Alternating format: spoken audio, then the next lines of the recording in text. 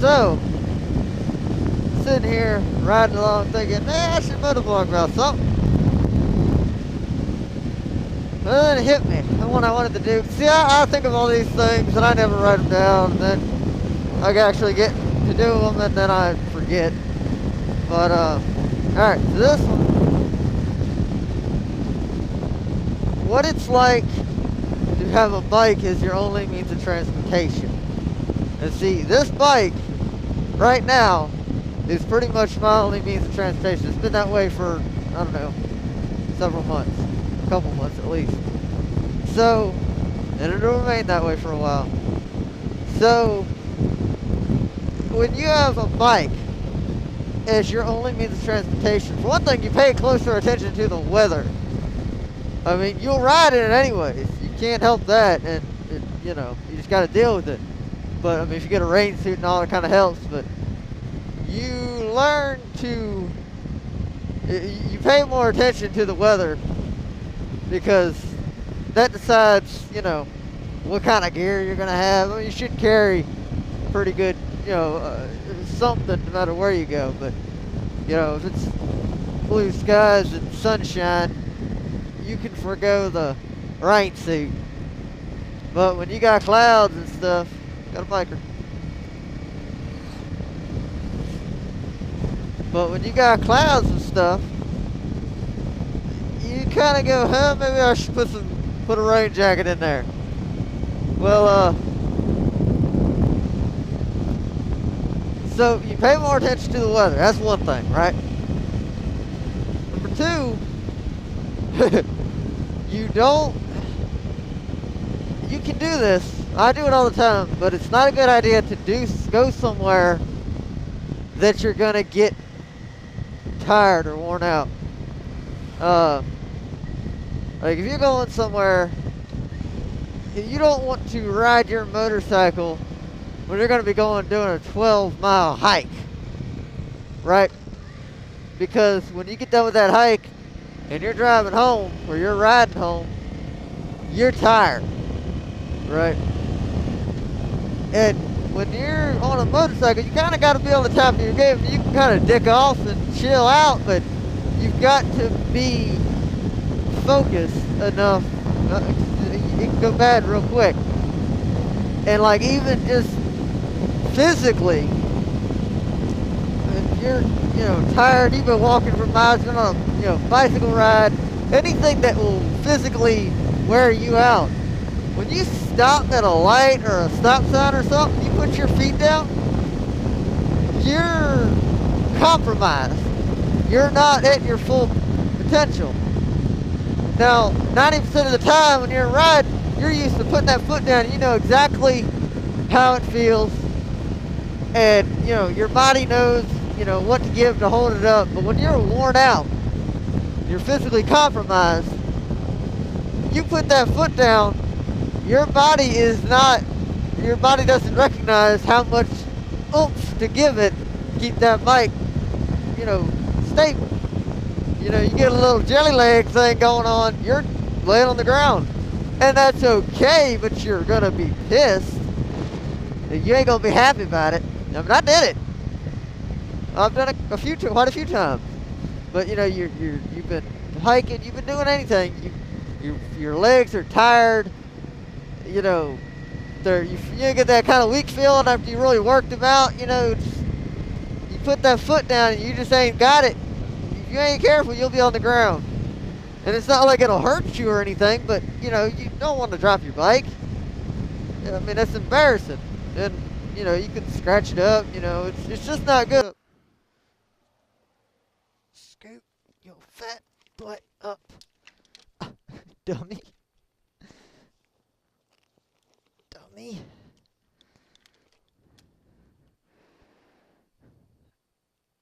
Alrighty. Get some gas.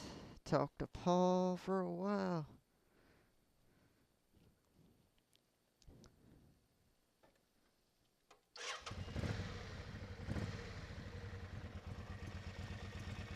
Take it off reserve. It's a good habit, by the way. Never leave it on reserve, because Reserve is there to save your ass when you run out of gas.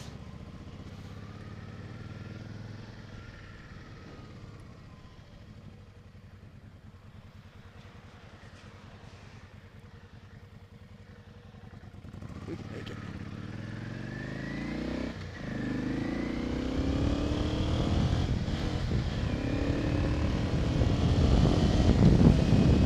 Alrighty. So, as I was saying, motorcycle is your only mode of transportation. It works just fine, but you learn to, it either goes two ways. You either learn to plan more, plan better, or better, or you just go full on free spirit, don't give a damn, do what the hell you want, which is what I usually do. Now, when you plan more, you know, when you have your motorcycle as your only mode of transportation, you have to do it no matter what. If you plan more, you have things that are time adjustable. You can kind of work around the weather and stuff like that. You know, work around your times of days and stuff. If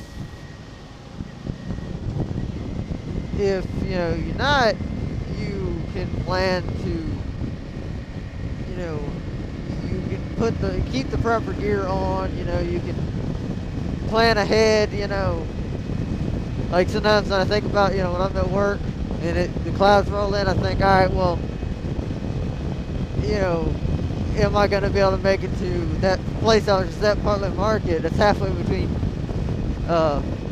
work and home, pretty much. Can I make it there and wait it out a little while, or, you know, should I wait a little longer there? You know, that's in planning. Now, when you go, I don't care, and do what the hell you want, well, you're going to get wet, you're going to get cold, you're going to be tired, but you're going to have fun.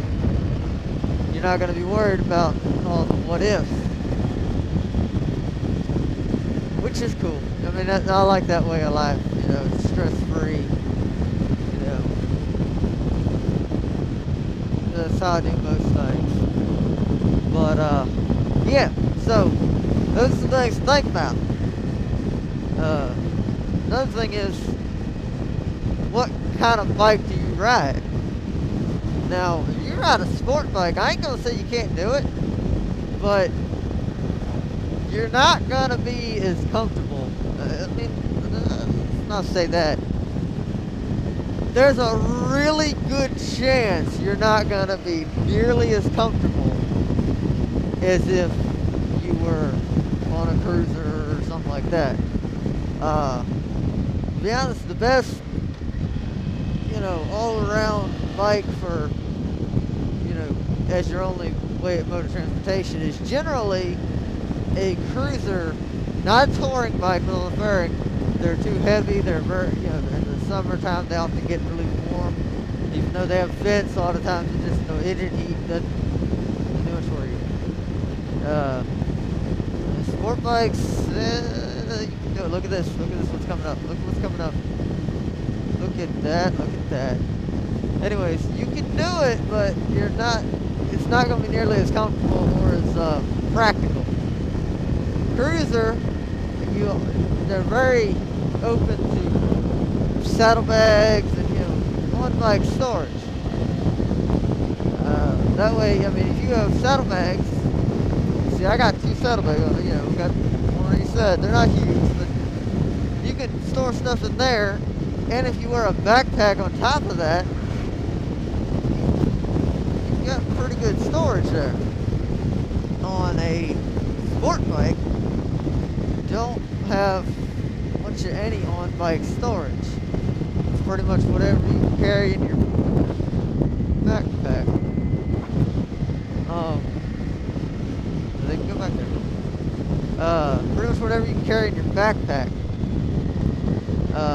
I mean, some of them you have the trunks and all underneath the bitch seat, but you're pretty much limited to what's underneath what's in your backpack.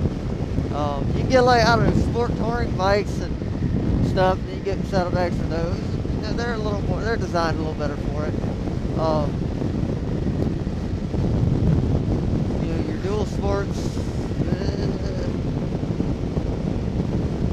they're all right. You know, there's a lot of options for the dual sport. You know, you can get the saddlebags, and you can get the bags. You get more options.